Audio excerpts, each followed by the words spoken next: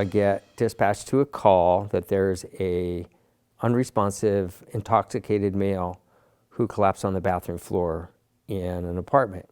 I grabbed him and I looked at him and I dragged him out from the bathroom and he was totally unconscious.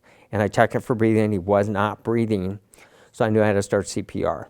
And I've been a CPR instructor for more than 30 some years, and I knew right then he was having a heart attack. He wasn't just passed out from alcohol, and I didn't smell any alcohol. They transported him to the hospital, and he was in the hospital for about a week. And I had stopped by about a week later to check on him, and he was still in a coma. He was on life support. And then about a week later, I found out that he went brain dead. And so they were able to keep him alive long enough to harvest his organs. And here, this gentleman didn't live long enough, and he didn't recover long enough because he was probably down too long, and his brain was deprived of oxygen much too long. And I think it's really important that people learn CPR and learn to recognize the signs of a heart attack. It's hard for me to think of getting a life-saving award.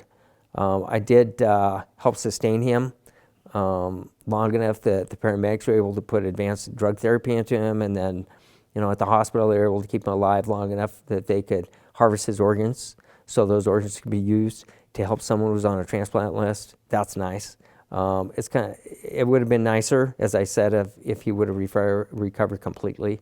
I became a police officer a long time ago, more than 35 years ago, and I like to help people. I like to interact with people, and I like to help change people's lives for the better. Everybody has a bad day. Sometimes even doing traffic stops, stop somebody and they may be grumpy, and I'll say, are you grumpy because you got stopped, or are you just having a bad day? And our purpose out there as law enforcement officers and doing traffic enforcement is to educate the public on what's right and what's correct and what's not, because otherwise we have chaos.